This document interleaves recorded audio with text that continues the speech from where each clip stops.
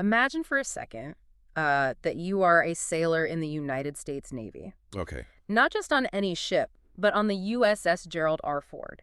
This is a 100,000-ton nuclear-powered marvel of modern engineering. Right. The absolute pinnacle of naval technology. Exactly. It cost like $13 billion to build, maybe $16 billion by the time it was fully outfitted. Something astronomical, yeah. So you were sitting on the single most concentrated piece of military power in human history. But there's a catch. There usually is. You've been deployed at sea for 11 straight months. You're exhausted. Your crewmates are exhausted. The tension is just unbearable. I mean, 11 months in a high-threat environment it's completely brutal. Right. And you are so incredibly desperate just to see your family, so desperate to just step off this floating fortress for one single day that you and your fellow sailors resort to, well, the unthinkable. Oh, wow. Yeah. You start gathering rags, sheets, shirts, whatever you can find, and you systematically flush them down the ship's toilets. Wait, they intentionally sabotaged the ship? Yes. You intentionally sabotage the plumbing of a $16 billion warship, causing raw sewage to back up into the passageways.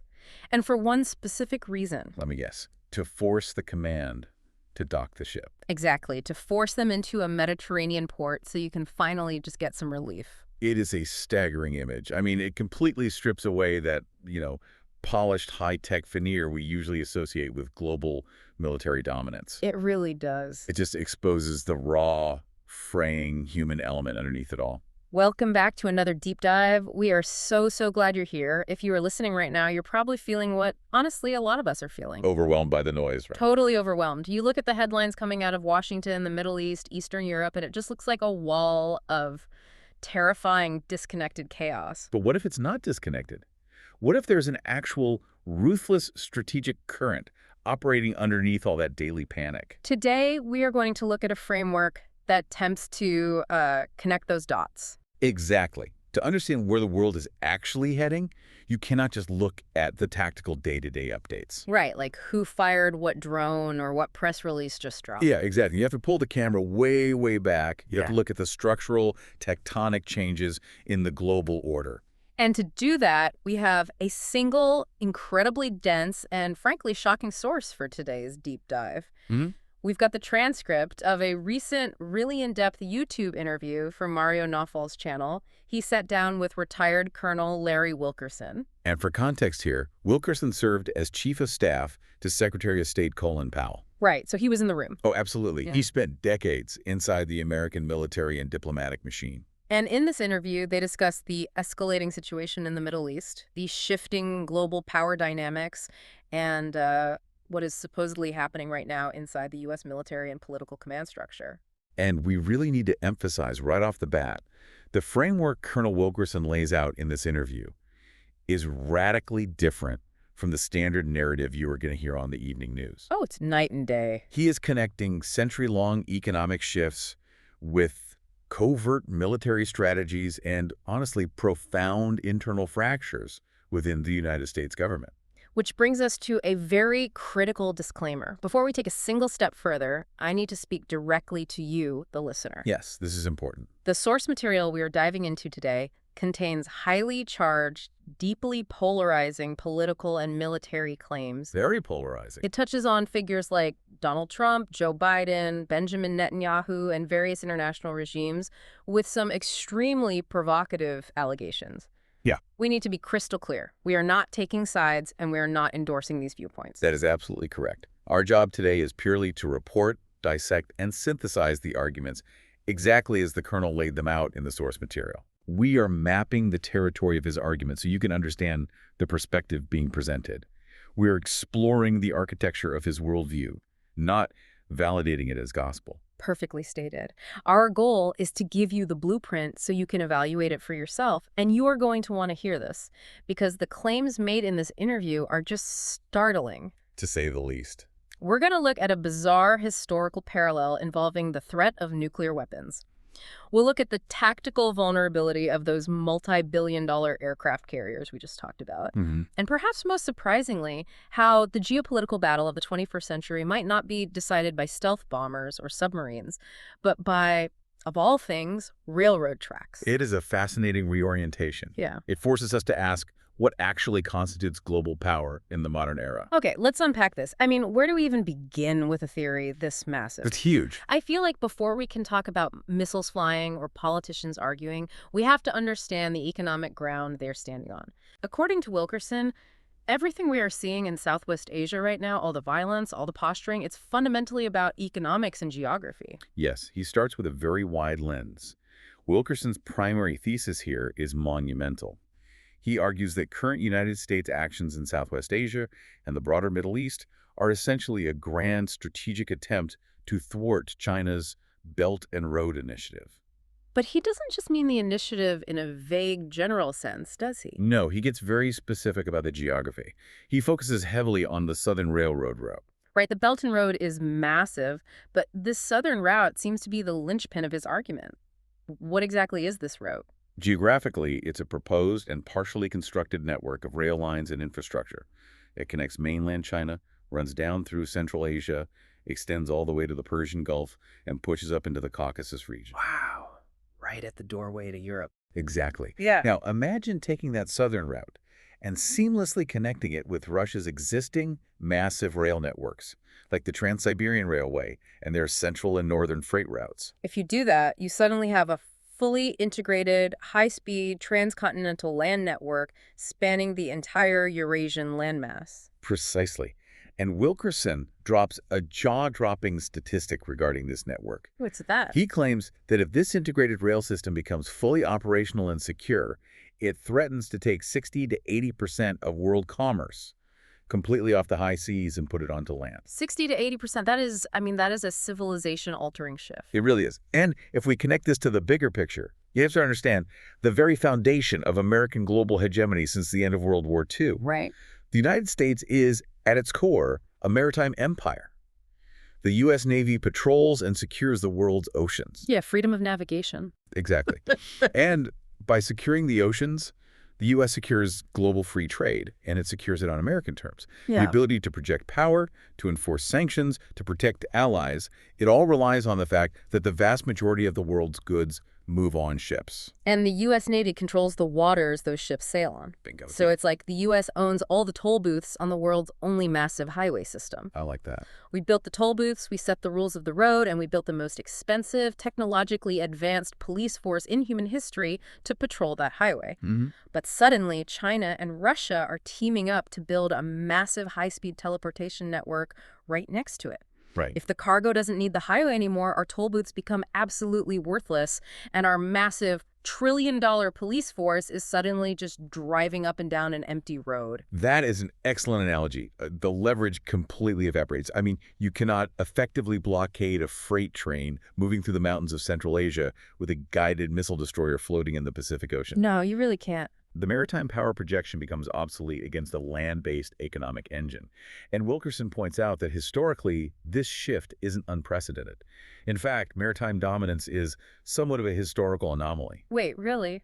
Because we are so used to the idea of naval superpowers, the British Empire, the Spanish Armada, the U.S. Navy. True, but Wilkerson zooms out much further.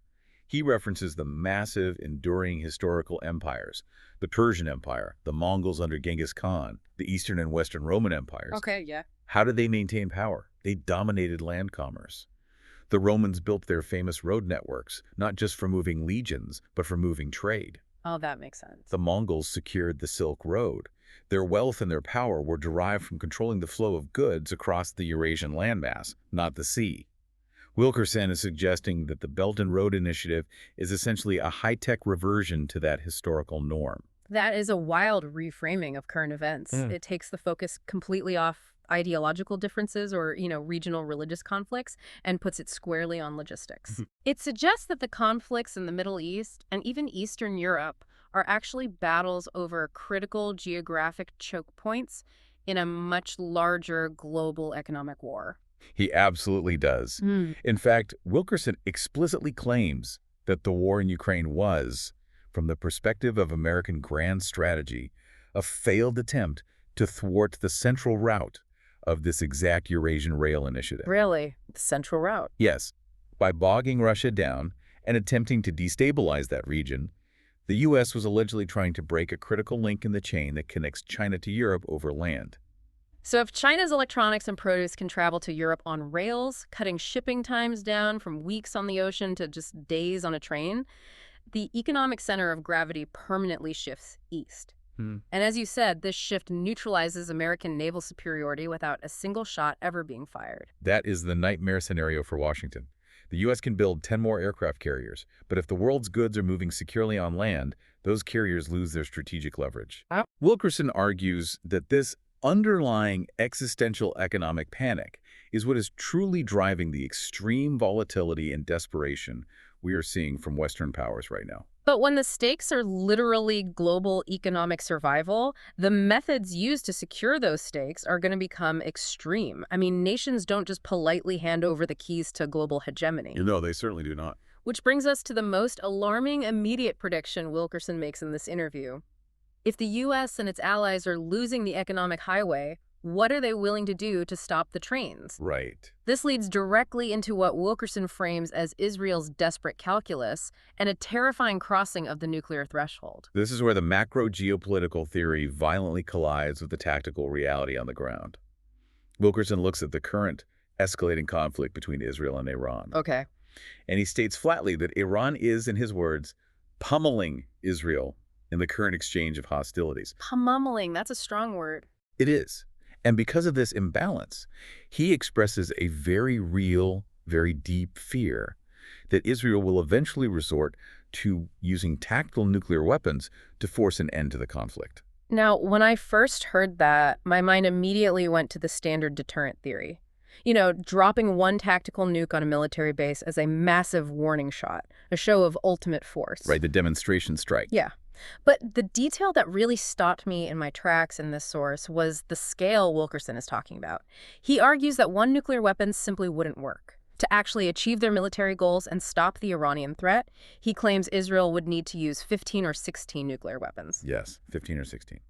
And he doesn't just throw that number out there for shock value. Go ahead. He explains the horrifying cold arithmetic behind it. It all comes down to geography and demographics. Iran is not a small, concentrated nation. It is massive. How massive? Geographically, it is roughly the size of Western Europe. Think about France, Germany, Spain, and Italy combined. It has a population of around 93 million people. Okay, so it's huge. But why does that specifically require a barrage of nuclear weapons? Because of the topography. Iran isn't just large. It is incredibly rugged. It possesses massive fortified mountain ranges and, critically, the vast Dasht-e-Kavir Desert. Mm-hmm. Wilkerson points out a terrifying reality of that geography. Mm-hmm. You could theoretically drop 5 to 10 tactical nuclear weapons in the middle of that desert, and assuming the radioactive fallout didn't immediately blow into a major population center. Wait, The Iranian leadership and population might not even immediately realize they went off. you're kidding. No, the country is simply too large, too spread out, and too geographically robust for a single tactical strike to cripple its command and control or its military infrastructure. I have to push back on this, or at least try to wrap my head around the sheer insanity of it. Using 15 nuclear weapons in the modern era seems entirely incomprehensible. It does. It crosses every red line of international law, morality, and human survival. Is Wilkerson suggesting that a tactical nuclear strike is essentially being considered as a bizarre megaphone? How do you mean? Like, are they considering this simply because conventional warfare cannot physically penetrate Iran's geography to send a loud enough message? That is exactly the terrifying tension he is highlighting. You are talking about the nuclear stigma, right? The global taboo against using these weapons that has miraculously held since Nagasaki in 1945. Right. Most people believe that using even one is unthinkable. But Wilkerson is looking at this through the lens of cold, ruthless, existential military calculus. Okay. He compares the survivability of a nuclear strike today to historical examples. He notes that many Japanese citizens actually survived the atomic blasts at Hiroshima and Nagasaki simply because they happened to be underground or in reinforced structures when the bombs detonated. Right. I mean, the early bombs were devastating, but they weren't magic. They had physical limitations against deep Earth. Exactly.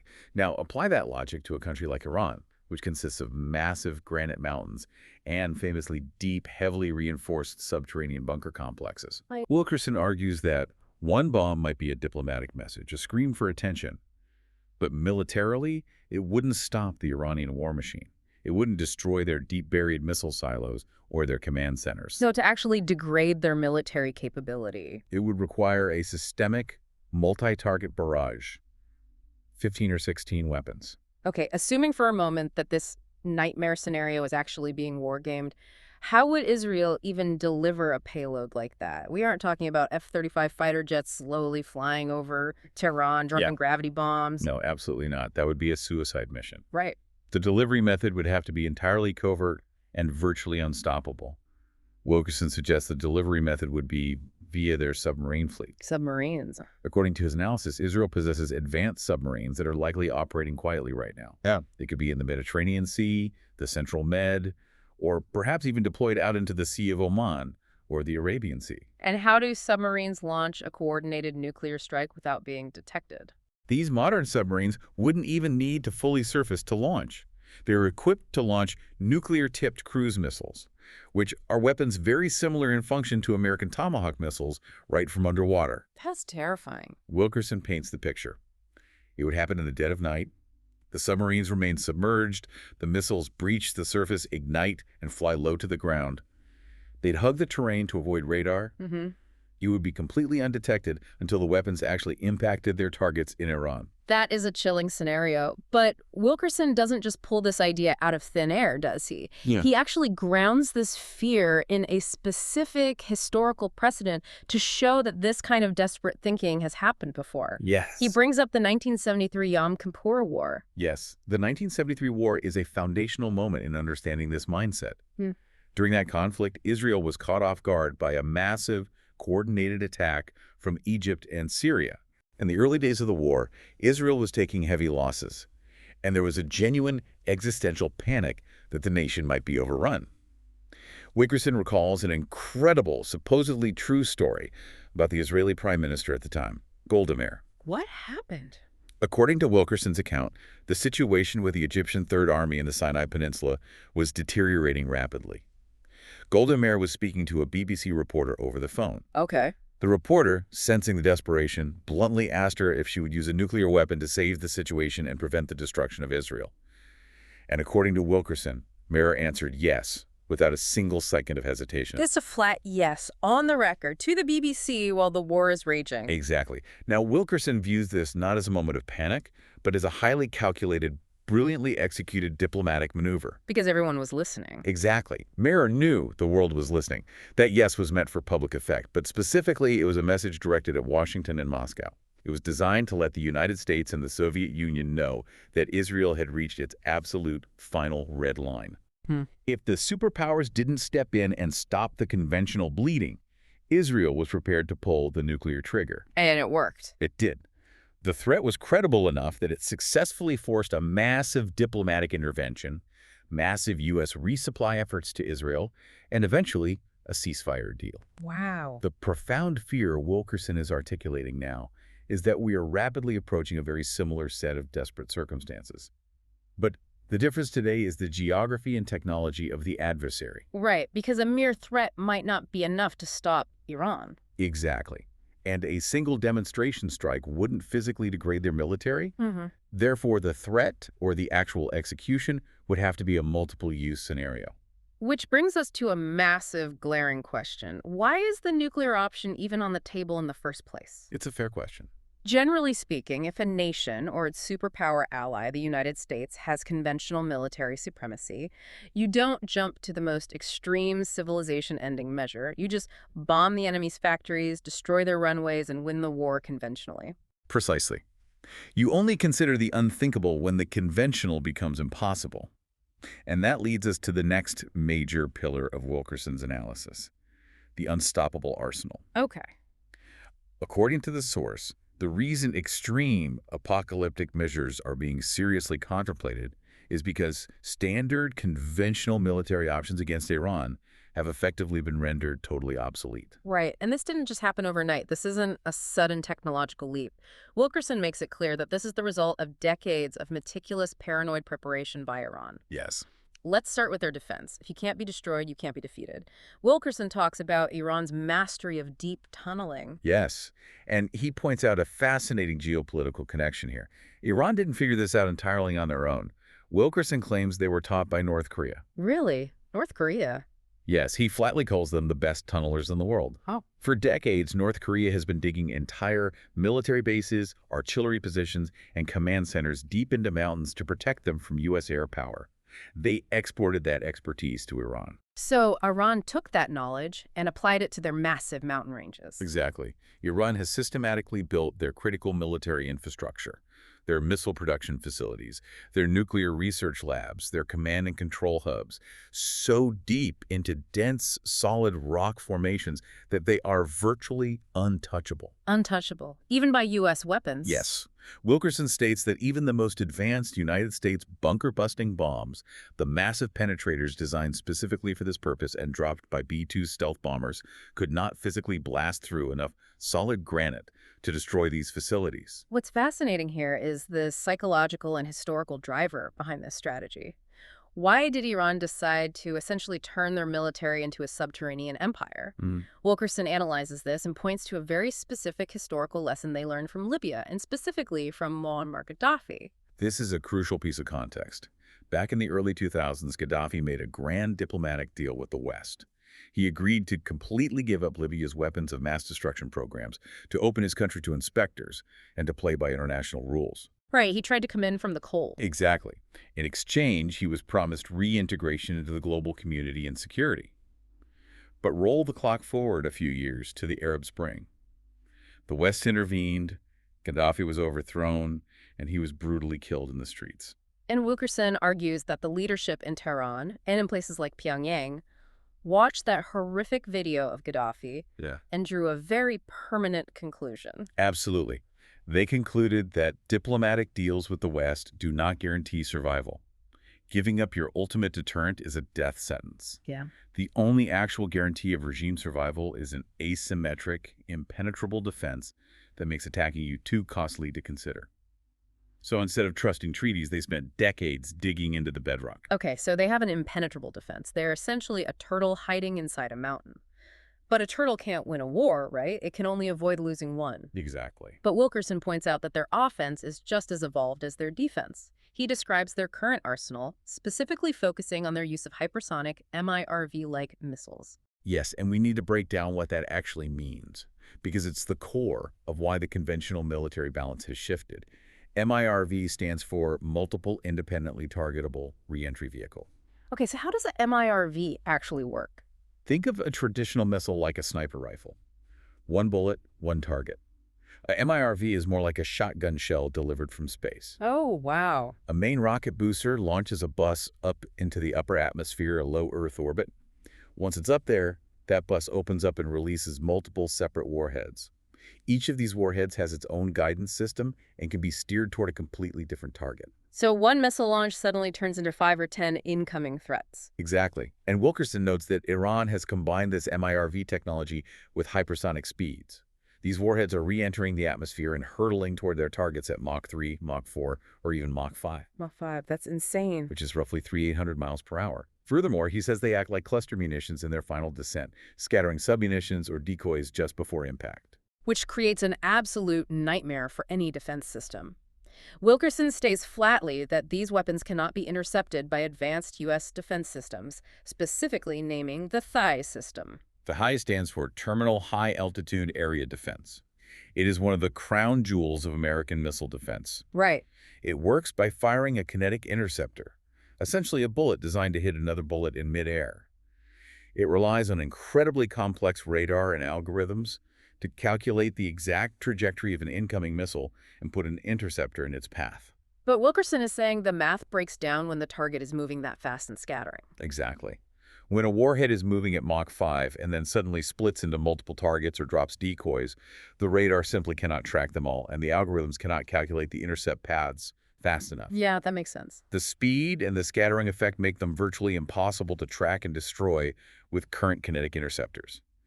You are trying to shoot down a swarm of hypersonic bees with a single rifle. But it's not just about the missiles themselves, is it? It's about the broader tactics used to ensure those missiles hit their targets. This brings us to what I think is one of the most terrifying tactical anecdotes in the entire interview. The blinding tactic. Yes. If you want to punch someone, it helps immensely if you poke them in the eyes first.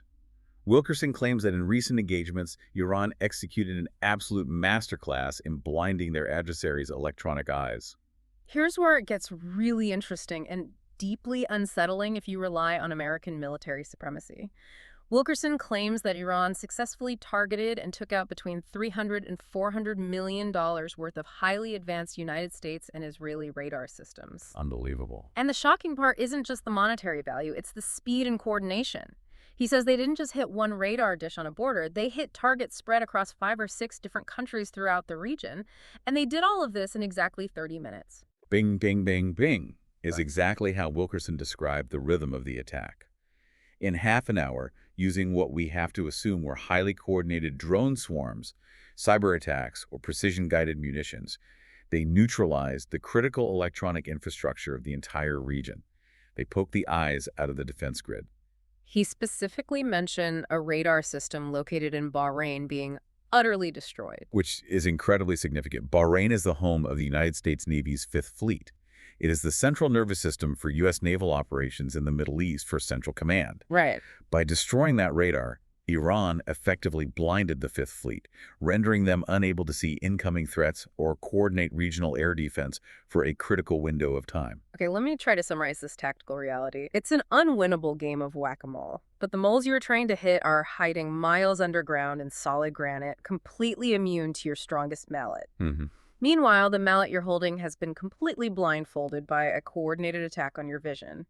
You cannot hit what you cannot see. Exactly. And even if you miraculously manage to see them, your weapons cannot reach deep enough into the earth to destroy them. And while you are standing there blindfolded, they are firing a shotgun blast of uninterceptable Mach 5 missiles directly at your face. That is the textbook, terrifying definition of a strategic nightmare for a conventional military force. The entire premise of Western military dominance relies on air superiority, radar dominance, and precision strikes. Wilkerson is arguing that Iran has systematically dismantled that exact premise. Which brings us directly to the status of the primary enforcer of American global power. If the skies are filled with uninterceptable missiles and the radars are blinded, how is the United States Navy faring in this new reality? It's a grim picture. We are so used to thinking of U.S. aircraft carriers as these invincible floating fortresses. They are 100,000 tons of sovereign American territory that projects absolute power wherever they drop anchor. But Wilkerson paints a picture of a Navy that is fundamentally in retreat. He does. And this shatters a major illusion for a lot of people. Wilkerson points out that right now, U.S. aircraft carriers are not operating off the coast of Iran. They are not in the Persian Gulf staring down the adversary. Where are they? He says they are currently operating roughly 1,300 miles away, out in the North Arabian Sea. 1,300 miles? That's like trying to project power into New York from a ship parked off the coast of Florida. Why are they so far away? Out of absolute necessity. Wilkerson compares this dynamic to the Pacific Theater in World War II. Back then, naval commanders knew there was a specific invisible line on the map. Okay. If you crossed that line, you were in range of land-based enemy bombers, and your ships would likely be destroyed. Today, the technology has changed, but the logic is exactly the same. Right. Crossing that invisible line in the Middle East today means coming into the operational range of those hypervelocity, sea-skimming missiles we just discussed. The admirals know that if a carrier strike group gets too close to the Iranian coast, they are nothing more than massive, multi-billion-dollar sitting ducks. And this geographical retreat brings us back to the human element, which is the anecdote we started the show with, the story of the USS Gerald R. Ford. Yes. The Ford is the newest, most advanced class of aircraft carrier in the fleet. It is a technological marvel, costing upwards of $16 billion. But a machine is only as capable as the humans operating it. Exactly. Wilkerson highlights that the Ford has been deployed for 11 months straight. That is an incredibly long deployment, longer than almost any crew has faced since the Vietnam War. You have 5,000 sailors on board. They are operating in a high-stress, high-threat environment, constantly on alert for drone or missile attacks. They are exhausted, they are likely angry, and they are deeply demoralized. And that desperation leads to the sabotage incident Wilkerson alleges. The crew, feeling completely abandoned by command and desperate for a break, allegedly stuffed the ship's toilets with rags and sheets. Just a total breakdown of order. Right. They intentionally caused a massive sewage backup, flooding the passageways with feces and urine, specifically to force the ship to dock in a Mediterranean port. They knew the Navy couldn't operate a flagship in those sanitary conditions, and it was the only way they could force the command to let them step off the boat. We talk so much on this show about billion-dollar assets, Mach 5 missiles, global grand strategy, and the Belt and Road Initiative, but I love that Wilkerson includes this detail because it grounds everything. It does. It all comes down to the human element. You have a $16 billion floating fortress, the pride of the American military, and it is brought to a literal standstill not by an enemy hypersonic missile, but by exhausted sailors wielding dirty laundry because they miss their families. Yeah. It completely punctures the Hollywood illusion of a pristine, robotic, high-tech war machine. It absolutely does. And to reinforce just how vulnerable these ships truly are, Wilkerson provides a vital historical contrast. He asks the listener to look back to 1988, to Operation Earnest Will and Operation Praying Mantis in the Persian Gulf. What was the context of those operations? This was during the Iran-Iraq War. The U.S. Navy was sent into the Gulf to escort and protect Kuwaiti oil tankers from Iranian attacks. Now, back in 1988, the U.S. Navy was vastly more powerful relative to its adversaries than it is today. Right, the 600-ship Navy era. Exactly. We had Yep. far more carriers and overwhelming technological superiority. Yet, Wilkerson points out that even at the absolute height of our maritime power, U.S. ships took heavy, sometimes crippling damage from relatively simple, low-tech weapons. Right, he mentions the USS Samuel B. Roberts and the Bridgerton. Yes, the Samuel B. Roberts was a guided missile frigate that struck an Iranian mine in the Gulf. The explosion blew a massive hole in the hull and nearly sank the ship. Wow. The Bridgerton was a massive supertanker under U.S. escort that also hit a mine. In other incidents during that era, ships were threatened by Exocet anti-ship missiles, which were dangerous then, but are primitive compared to today's hypersonics. So what's his core point here? His core point is this. If the U.S. Navy took severe damage back in 1988 against a much lesser adversary using simple mines and early missiles, imagine the catastrophic, fleet-wiping losses we would face today. Yeah. Today, we are facing a highly prepared, technologically advanced Iran armed with Mach 5 MIRVs, and the U.S. can barely manage to field 4 operational carriers globally at any given time. This historical and tactical reality perfectly sets up the analogy Wilkerson uses, which he says comes directly from internal U.S.-China war games at the Pentagon. They call it the elephant and the shark. Can you walk us through that concept?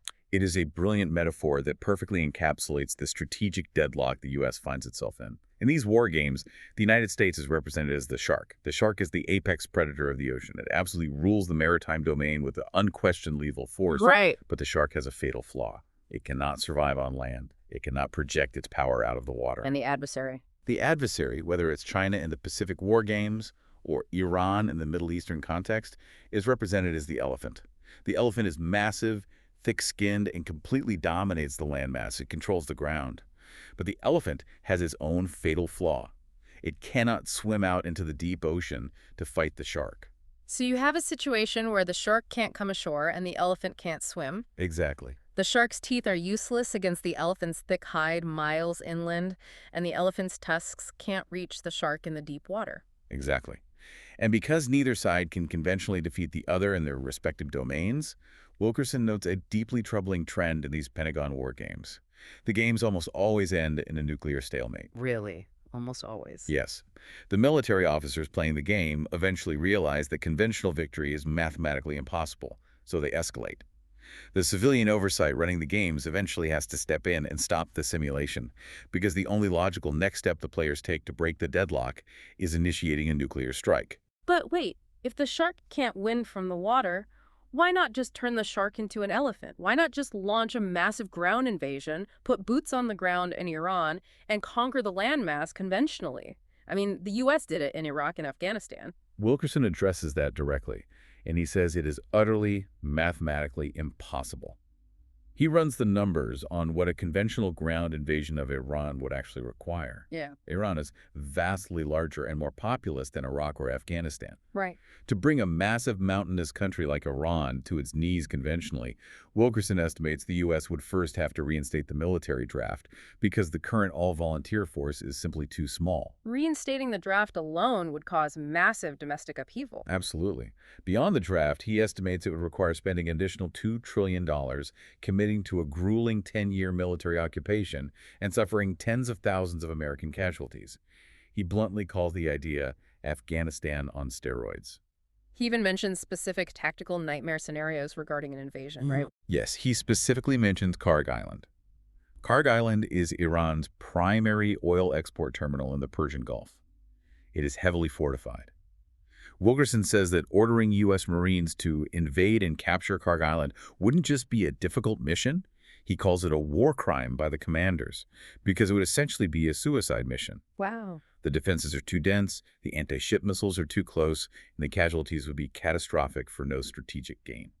Okay, so if we pull all of these threads together, we are looking at an incredibly bleak tapestry. We have a massive tectonic geopolitical shift in the form of Eurasian railroads threatening the foundation of the U.S. economy. We have a looming nuclear threat from a desperate ally. We face an adversary armed with uninterceptable hypersonic weapons hiding in impenetrable subterranean fortresses. And we have a U.S. military that is exhausted, psychologically frayed, and structurally incapable of winning a conventional ground war. That is the strategic reality Wilkerson paints. Which naturally leads any sane person to ask, who is steering the ship? If we are navigating this unprecedented multidimensional crisis, how are the decisions actually being made at the very top of the government? Right, who's in charge? This brings us to what Wilkerson describes as the total collapse of the decision-making process in Washington. This section of the source material is where the geopolitical analysis shifts into acute and highly controversial domestic political critique. Wilkerson claims that the current architecture of American national security decision-making is being actively dismantled. Okay.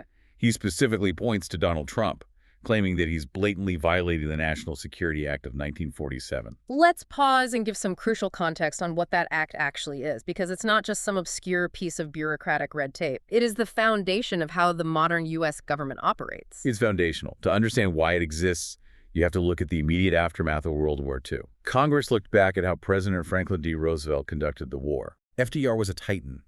He made massive, unilateral, world-altering decisions largely on his own, or with a tiny, unofficial circle of advisors. While that may have worked for FDR, Congress realized that moving into the Cold War era, an era where the president would have the power to launch nuclear weapons and end human civilization, that kind of unilateral power was far too dangerous. So they decided they needed institutional breaks. Exactly. They passed the National Security Act of 1947. This law essentially mandates that the President of the United States cannot make major war or national security decisions alone in a vacuum. The law legally requires the President to consult with a specific statutory body of experts, the National Security Council. This includes the Secretary of State, the Secretary of Defense, the National Security Advisor, the Joint Chiefs of Staff, and the intelligence community. The law demands that before you act, you have to sit down in a room, present the intelligence, debate the options, and think about the consequences collectively. But Wilkerson alleges that this legally mandated process is being completely ignored. He claims that Donald Trump bypasses this system entirely. Yes. According to Wilkerson, Trump makes major global national security decisions entirely alone, based on his own instincts. Or he simply calls his cabinet members into the Oval Office and tells them what the policy is, rather than consulting them for their expertise and advice before the decision is made. And Wilkerson provides specific examples of how this misunderstanding of the law permeates the administration. He specifically calls out Tulsi Gabbard. He claims she fundamentally misunderstands her role in the national security apparatus. How so?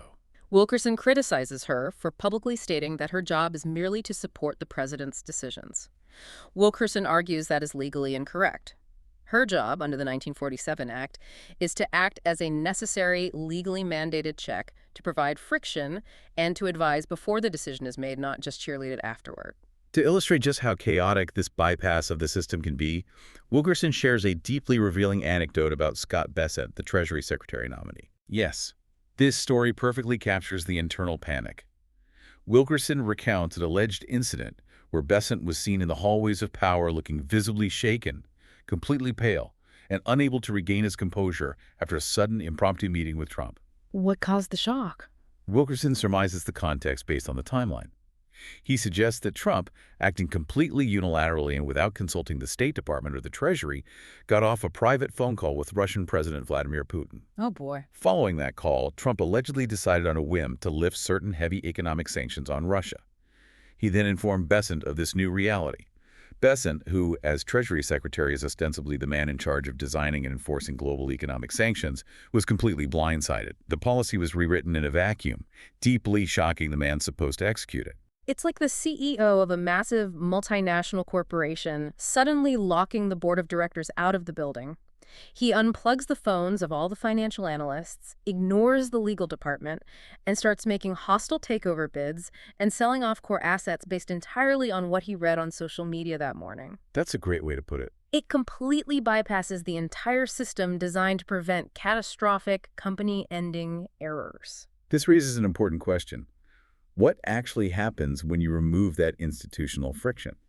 The 1947 Act wasn't designed to be efficient.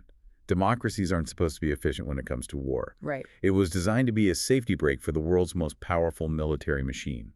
If you bypass that collective process, the grand long-term strategic national interests, like countering the Belt and Road Initiative, are no longer driving the bus. Instead, decisions become entirely reactive, driven by whatever immediate pressure is directly in front of the single decision-maker. And Wilkerson has very specific theories on exactly what those immediate pressures are.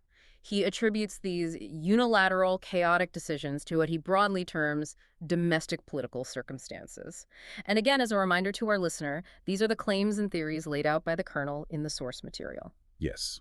Wilkerson points to three main pillars of domestic pressure that he believes are corrupting the decision-making process. First, he points to raw campaign money and political patronage, specifically citing billionaire donors like Miriam Adelson, suggesting their financial influence dictates Middle East policy. Okay. Second, he points to massive financial entanglements, claiming that figures like Jared Kushner have negotiated upwards of $200 billion in foreign contracts, creating massive conflicts of interest. And then there's the third pillar, which is undoubtedly the most explosive theory he floats in the interview. It is. Wilkerson theorizes that some of these seemingly irrational geopolitical decisions are driven by a desperate desire to distract from domestic scandals, specifically the Epstein files. Wilkerson explicitly alleges his belief that the Jeffrey Epstein operation involved the Mossad, the Israeli intelligence agency, and that the threat of those files being weaponized is influencing American leadership. The claim is essentially that when the statutory legal process is voided, a leader becomes entirely susceptible to these concentrated points of domestic blackmail and financial pressure. They aren't sitting in the Situation Room weighing the grand strategy of the Eurasian land bridge. They are weighing their own immediate political survival, donor demands, and personal financial obligations. Exactly. The safety brakes are entirely off at the absolute highest level of the command structure. But the danger doesn't stop at the Oval Office. When the highest levels of command openly bypass established law, ignore their advisors, and operate on this kind of volatile instability, that culture inevitably trickles down. It bleeds into the ranks of the military itself. Yes, it does. Which brings us to our final and perhaps most disturbing topic today. If the strategic command is broken, what is happening to the troops on the ground? This is the threat from within. We shift here from the abstract world of international geopolitics and Washington bureaucracy to a very real, very dangerous domestic fracture. Wilkerson outlines a terrifying scenario regarding the shifting ideological composition of the United States military. Right, and he points the finger directly at specific leadership. He specifically names Pete Hegseth, claiming that Hegseth is actively utilizing his influence to fundamentally alter the culture of the armed forces. Wilkerson alleges that Hegseth is actively working to fill the junior ranks, specifically the E5 sergeants and below, the troops actually holding their rifles and executing the orders, with individuals he describes as Christian Zionists and Christian nationalists. And Wilkerson claims this isn't just a passive demographic shift, it is being actively cultivated right now. He cites reports of thinly veiled mandatory prayer meetings being held within the walls of the Pentagon itself. Which, anyone who has ever worked in a strict hierarchy knows, there is no such thing as voluntary when the boss invites you. If the Secretary of Defense or top brass invites you to a prayer meeting, it might technically be billed as voluntary, but everyone in that building knows your next promotion, your career trajectory, depends entirely on being seen in that room. Absolutely. And the specific theology being promoted at these levels is what deeply concerns Wilkerson. It isn't just generic religious service. Wilkerson sits on the advisory board of the Military Religious Freedom Foundation, the MRFF. What do they do? This is an organization dedicated to protecting the constitutional right of religious freedom within the armed forces. And he says the MRFF is actively currently receiving communications and complaints from soldiers who are deployed in the field. What are these soldiers saying? These are young men and women asking the MRFF for legal help on how to get out of their deployments. Why? Because, according to their complaints, they are being told in their morning command briefings that they are not fighting to protect the Constitution or secure trade routes. They are being told by their direct superiors that they are fighting a holy war to bring about Armageddon. Bring about Armageddon. That is a profound, fundamental corruption of the American military's purpose. We train soldiers to defend the nation, not to initiate biblical end times prophecy. It is incredibly dangerous. And Wilkerson, as a military historian, warns about the dire historical implications of this kind of ideological fracture within an armed force. He bluntly discusses the potential for a domestic coup. He notes a historical reality. If a coup is ever attempted again in the United States, history demands that the military must be firmly on the side of the plotters for it to actually succeed. A civilian uprising fails without military backing. So, what does this all mean for the stability of the country? We always imagine military threats coming from the outside.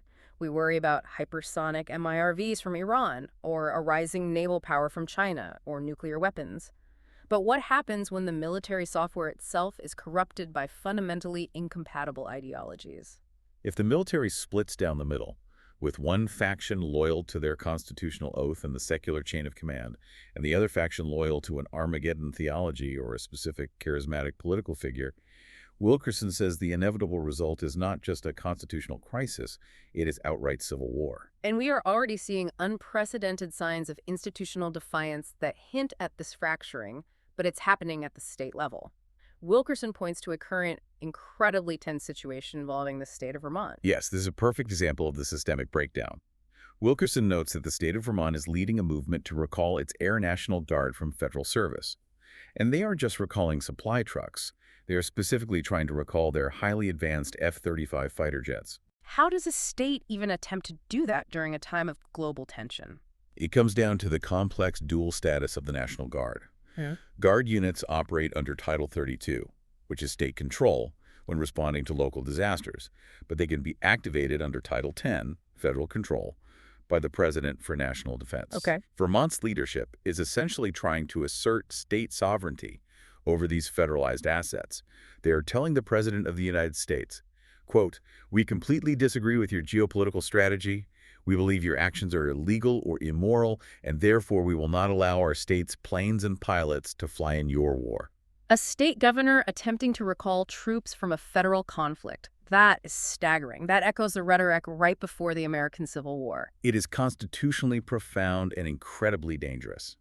And Wilkerson notes that Vermont is not alone. Several other states are reportedly watching this closely and considering the exact same action. The United States military relies on an absolute, unquestioned, unified chain of command. The introduction of religious extremist theology in the enlisted ranks, combined with the erratic, unilateral decision-making at the presidential level, and compounded by state-level defiance of federal war orders, it threatens to tear the very fabric of the republic apart. You can survive a geopolitical rival building a railroad. It is infinitely harder to survive a fractured military that no longer agrees on who they serve or what reality they operate in. We have covered an immense, almost overwhelming amount of ground today. We started by looking at the macroeconomics of the globe, the tectonic, century-defining shift from American maritime dominance to an integrated Chinese and Russian land network. We looked at the fight over the Belt and Road and who will control the trade routes of the 21st century. From that high-altitude view, we descended into the terrifying tactical realities of this new era. We examined the horrifying cold arithmetic of Israel, potentially requiring 15 or 16 tactical nuclear weapons just to make a dent in the massive fortified geography of Iran. We looked at the reality of asymmetric warfare. Uninterceptable Mach 5 MIRV missiles, blinded radar systems, and deep subterranean fortresses that make conventional American military power effectively useless. We saw the human cost of this strategic failure, focusing on the exhausted, demoralized sailors on the USS Ford who resorted to sabotaging their own plumbing just to get a break from the relentless pressure of the front lines. And finally, we brought it all back home to Washington, looking at a fractured political command structure. Right. We examined a system where the 1947 National Security Act is bypassed, where decisions are driven by domestic pressure and donor money rather than grand strategy, and a military struggling with the terrifying rise of ideological extremism and unprecedented state-level rebellion. It is a sobering, holistic, and deeply troubling picture of a global empire under immense, multidimensional strain, both from external rivals and internal rot. And to you, the listener, you might be asking, why does any of this matter to my daily life? Why subject yourself to this heavy, dense analysis? Because these massive geopolitical tectonic plates eventually cause earthquakes in your own wallet. Exactly. It's not just abstract theory. Wilkerson notes that while all this chaos and distraction happens in the Middle East, Vladimir Putin is quietly making an extra $150 million every single day right now, simply off the resulting increase in global oil prices. Mhm. The center of global economic parity is actively measurably shifting eastward. The safety of the world, the cost of the goods you buy at the grocery store, the stability of your retirement accounts, it all hinges on these exact developments. It proves that the world isn't just chaotic and random, it is following a new, ruthless, and very specific logic. Which leaves us with a profound, paradigm-shifting question about the future of global power. Exactly. I want to leave you with a final thought to mull over, building on everything we've unpacked from Colonel Wilkerson's framework today. For the last 80 years, we have defined a superpower by its ability to project military force across the oceans.